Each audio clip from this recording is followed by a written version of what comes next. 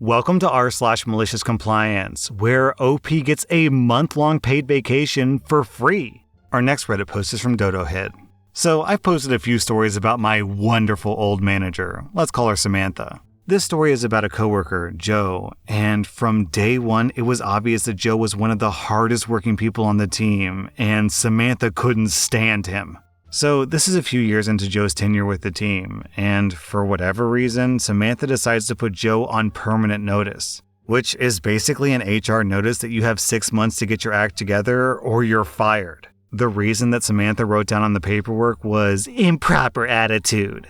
You see, Joe was the type of guy to always speak his mind, and while management says that they love this, brutal experience shows that this is a lie. The problem with this permanent notice is that it also comes with penalties. You can no longer work from home. They literally take your laptop to stop you. You get no approved overtime and no learning new things or assignments. Oh, and no raises or bonuses either. You have to prove that you can do your job well. And then after 6 months, if you're not fired, the manager can extend with an additional probation period of another 6 months. January of every year is when we find out about our raises and bonuses from the previous year. And to put it delicately, that January they screwed us to the point that one person walked out the door and 2 older employees who had worked there for over 30 years took retirement packages. Come February, we are drowning in work. Joe can't work overtime or learn new things. Manager's orders, remember? Well, this is the middle of Joe's probation period because Samantha predictably extended his notice.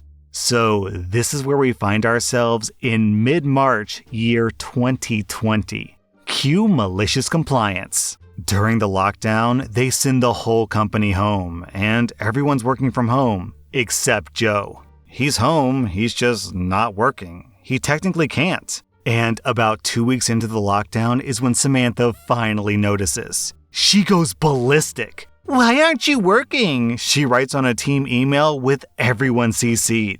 Joe hit replied all and wrote, "As you know, I'm on probation and I can't work from home." Samantha tried to get HR to fire him, to which they replied, "Samantha, you elected to continue the notice, which still has 4 months. We can't issue him a laptop until it expires." It turns out the only way to rectify this ASAP was to formally petition with the head of HR that putting Joe on the performance notice was a mistake and have all parties sign, including Joe. Samantha jumps through all the hoops, but Joe refuses to sign. He won't sign until they give him his bonus and his raise, which they do. This whole process took a month, which was basically a month of free paid vacation for Joe.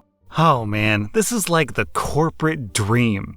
Joe's boss tries to screw him over, and instead, she has to admit that she was wrong, give him a raise, and give him a month-long free vacation.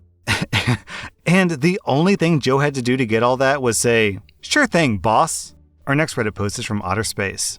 I work in a lab that employs a lot of people nationwide. We get a lot of cases from doctors and hospitals all across the country every day to run tests that they order. Because of the sheer amount of cases that we get daily, we have a lot of quality control that needs to be done by the end of the week. And if it doesn't get done by Saturday night, we have to do a rotation every week to finish it. My supervisor said, "We have to stay 4 to 6 hours or until everything's done." There's this cynical old woman who works in my department. She is a massive pain in our butt and sends endless amounts of emails every day about fixing things that aren't broken, or how we're doing something wrong even though we're following her directions, all while she's doing none of her own work. She also happens to be our department lead, even though she never sees any of us because she's in the back office and we're in the lab. Today was my shift. It just so happens to be my birthday weekend, and my coworker, who I'm doing the rotation with, brought breakfast burritos for the 2 of us. Thankfully, there wasn't a lot of work to do last week, and there was minimal quality control to do. After working for an hour, we were 80% done with our work, so we took a paid 15-minute break. 16 minutes later, we come back into the lab, and the old lady is there yelling at us because we went over our time. She left the lab to go call our manager, who basically said that it doesn't matter since we're still getting all of our work done. The old woman came back and said that we can't leave until the work was done, even though she would be leaving in about an hour. Okay then. We finished all of our remaining work about 10 minutes after we came back from break. But since we're still on the clock, we decided to stay for the entire 6 hours doing mindless work. Cleaning already sanitized stations, deleting emails, dusting keyboards, changing pens, etc. This will cost the company about $300 more in our paycheck, all because we were 1 minute late during our breaks. Down in the comments, Coder Joe adds, and don't forget to take your bathroom breaks on their time, not your time. If I'm doing a shitty job at work, I like getting paid to do it. Our next Reddit post is from Grey Woman. This happened last week. I was swimming laps in an indoor pool near my house. I'm a woman who's had a double mastectomy without reconstruction. My chest is flat. I'm totally comfortable with how I look, but I prefer for my scars to be covered in public. When it comes to swimming, women's swimsuits have extra material to accommodate typical chests, so when I wear them, they're really baggy. For backyard swimming, I just use a couple of safety pins to keep it in place. When I swim laps, my top balloons open like a parachute full of water and create so much drag that it's difficult to swim. Tight competition swimsuits don't have enough coverage for the way the scars wrap around my sides under my arms. To get around this, I wear running shorts and a tight-fitting dark tank top. It works great. Last week as I was leaving the pool, I was approached by a worker. He said they received a complaint that a woman in the pool was wearing a shirt, which is allowed, but with no sports bra underneath. He then said their policy requires women who aren't wearing swimsuits to have sports bras under their shirt. He then told me the policy started because they had a woman who would come in to swim wearing only a thin white shirt with no bra during family swim hours. I politely explained that I had a double mastectomy, so I don't need a bra. I said that swimsuits don't fit me, and my top is very dark and not see-through. Plus, even if it was see-through, all anyone would see would be my scars. He said that he understood and felt bad about it, but that management still required people to follow the dress code. I explained how I was much more covered up than anyone else in the pool, and, in fact, I was wearing exactly what he was, minus the whistle. He was in shorts and a tank top. There were guys in Speedos and women in bikinis. I looked practically Amish next to them. He again said that he was sorry, but he couldn't make an exception to the rules. I asked for the rules in writing, and he gave me a printout which confirmed what he was telling me. This brings us to yesterday. I dug a sports bra out of an old bin of clothes and brought it with me. Other than that, I wore the same shorts and top.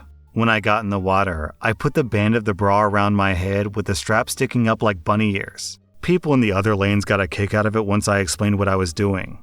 I started warming up with my kickboard, thinking the guy would come over and we would sort this nonsense out. Well, a lady in business clothes came over and told me that I had to take my bra off my head. I would like to point out here that this was an adult lap swim. There were no kids in the pool area. I explained everything to her and said that I was following the pool rules to the letter. I was wearing a bra, which is all that was required. We went back and forth with her saying that I knew that it had to be worn normally. I said that I can't wear a bra the way that other people do because I don't have anything to fill it with and it would ride up to my chin while swimming. She said that I could use skin-safe glue. Yeah, no.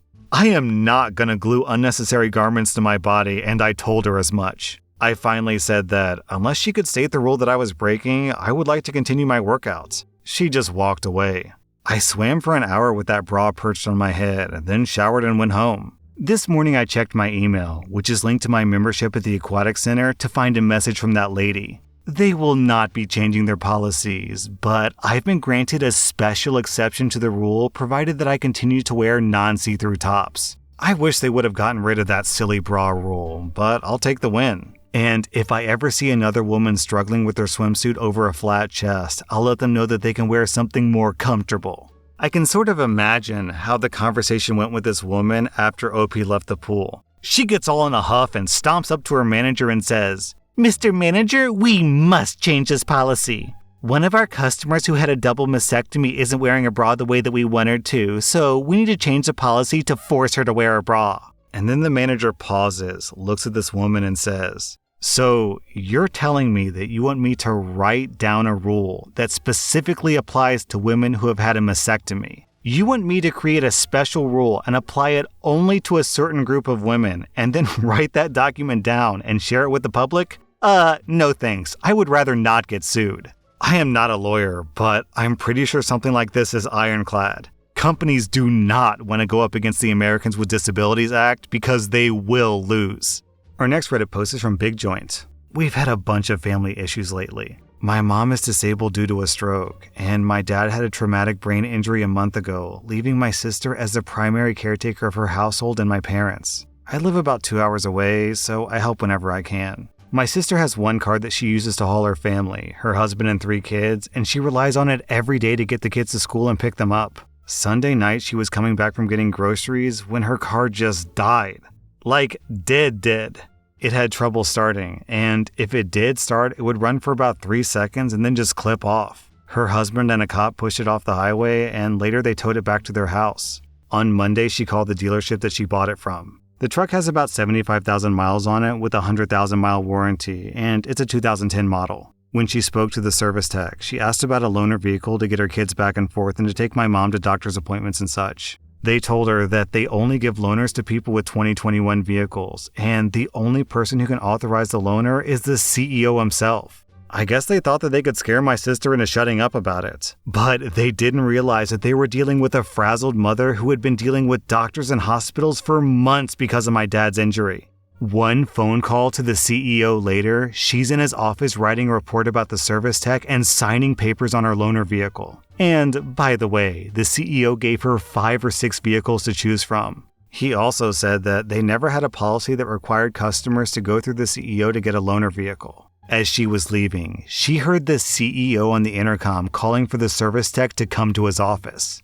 That was r/malicious-compliance, and if you like this content, check out my podcast where I publish the exact same episodes. Also, hit that subscribe button because I put out new Reddit videos every single day.